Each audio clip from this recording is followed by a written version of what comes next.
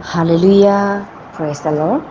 প্ৰভু যীশুৰ মধুৰ নামত আপোনালোক সকলোকে স্বাগতম জনালোঁ। আশা কৰোঁ আপোনালোক সকলোৱে ভালে আছে। প্ৰভু চাখীসকল, জীৱিত ঈশ্বৰে আমাক এনেকৈ তেওঁৰ অনুগ্ৰহত, তেওঁৰ প্ৰেমত আৰু তেওঁৰ দুবাহুত আমাক আৱৰি ৰাখিছে, তাৰ কাৰণে ধন্যবাদ দিওঁ। আহক আজি দিনটোৰ আৰম্ভণি কৰাৰ আগতে আমি এটা ঈশ্বৰৰ বাক্যৰে আৰম্ভণি কৰোঁ। হওক, আজিৰ বাক্য আমি লৈছোঁ যেৰেমীয়া 17 অধ্যায়ৰ 14 পদ। ইয়াৰ সুন্দৰ ঈশ্বৰৰ বাক্যই আমাৰ কাৰণে কৈছে, হে যীহোৱা, মোক সুস্থ কৰা, তাতে মই সুস্থ হ'ম।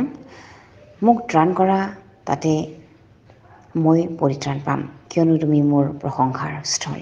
Hallelujah, praise the lord. ঈশ্বৰৰ এই সুন্দৰ বাক্যৰ কাৰণে ঈশ্বৰক ধন্যবাদ দিওঁ।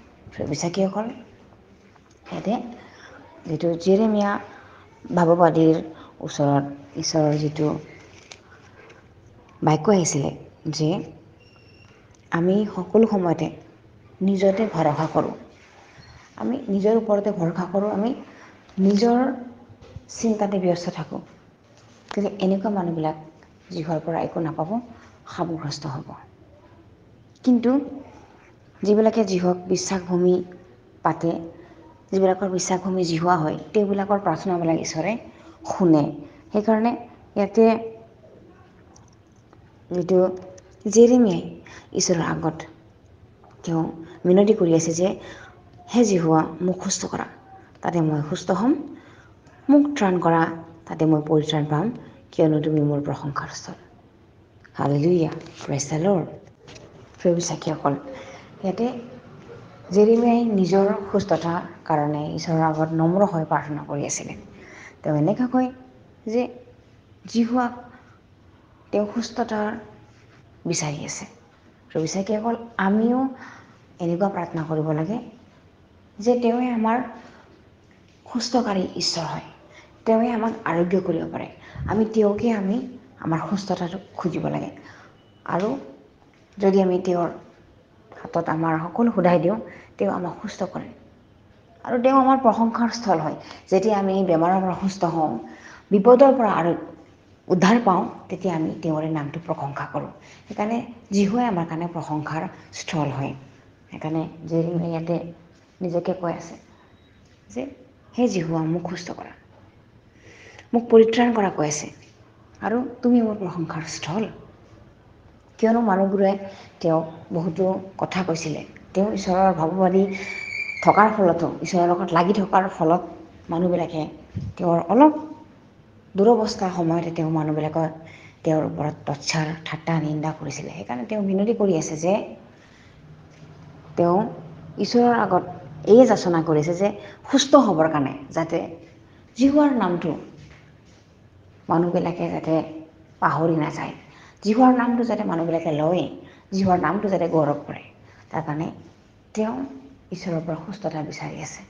প্ৰিয় আজি আমি নিজৰ জীৱনত কি কাৰণে ঈশ্বৰৰ পৰা খোজোঁ, যাচনা কৰোঁ, কি কাৰণে? নিজৰ স্বাৰ্থৰ কাৰণে, নিজৰ লাভৰ কাৰণে। কিন্তু যীহুৱাৰ নামৰ মহিমাৰ কাৰণে আমি নোখোজোঁ। যীহুৱাৰ নামৰ স্তুতিৰ কাৰণে আমি নোখোজোঁ, কেৱল নিজৰ জীৱনৰ আনন্দ ফূৰ্তিৰ কাৰণে খোজোঁ। আজি আমি যীশুৰ নামৰ সকলোবোৰ খোজোঁ, কিন্তু আমি এইটো কাৰণে খুজিব লাগে যাতে তেওঁৰ ৰাজ্যৰ কাৰণে বৃদ্ধি হয়। যদি আপুনি যিয়ে খোজে, গাড়ী হওক বা ধন সম্পত্তি হওক, সকলোবোৰ মাটি হওক, ঈশ্বৰৰ গৌৰৱৰ কাৰণে খুজিব লাগে, যাতে ঈশ্বৰৰ ৰাজ্যৰ কাৰণে ব্যৱহাৰ হয়, ঈশ্বৰৰ ৰাজ্যৰ কাৰণে সুবিধা হয়, উন্নতি হয়, তাৰ কাৰণে আমি খুজিব লাগে। যেৰেমীয়াই তেনেকৈ সুস্থতা বিচাৰি আছে, যাতে যীহুৱাৰ নামটো মানুহবিলাকে গৌৰৱ কৰে, প্ৰশংসা কৰে, যীহুৱাৰ নামটো মহিমান্বিত হয়। তাৰ কাৰণে তেওঁ নিজে কৈছে যে, হে যীহুৱা, মোক সুস্থ কৰা, তাতে মই সুস্থ হ'ম। মোক ত্ৰাণ কৰা, তাতে মই পৰিত্ৰাণ পাম, কিয়নো তুমি মোৰ প্ৰশংসাৰ স্থল। আমেন। আমি নিজকে ঈশ্বৰৰ হাতত সমৰ্পণ কৰিব লাগে, আৰু কাৰণ তেওঁৱে আমাক আৰোগ্য কৰোঁতা ঈশ্বৰ হয়। আজি আমি যিটো পুৰণা নিয়মত যিবিলাক আমি পাওঁ, কিন্তু নতুন নিয়মত আজি আমাৰ কাৰণে, নতুন নিয়মত আমাৰ কাৰণে কি কৈ আছে? আমাৰ মুখতে জীৱন আৰু মৰণ আছে, আমাৰ জিভাতে। সেইকাৰণে আমি আমাৰ মুখেৰে যীহুৱাৰ আগত ক'ব লাগে, আমাৰ মুখেৰে যাচনা কৰিব লাগে, আমাৰ মুখেৰে আমাৰ সকলো জিহুৱাৰ পৰা খুজিব লাগে, যীশুৰ নামত খুজিব লাগে। কিন্তু ইয়াতে পুৰণা নিয়মত জেৰেমিয়াই জিহুৱাৰ পৰা খুজি আছিলে। কিন্তু ঠিক তেনেকৈ আমি যীশুৰ নামত খুজিব লাগে।